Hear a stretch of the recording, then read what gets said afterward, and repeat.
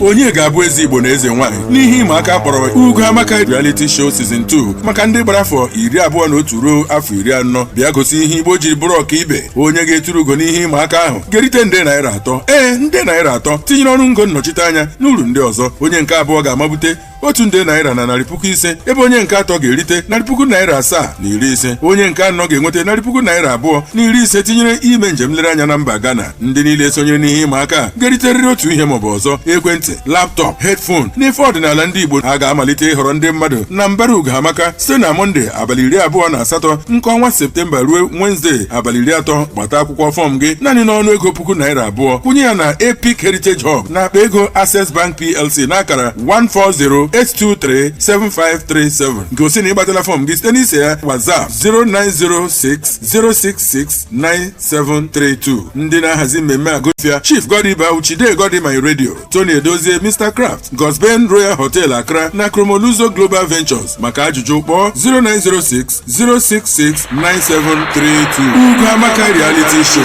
iji nke ewulite.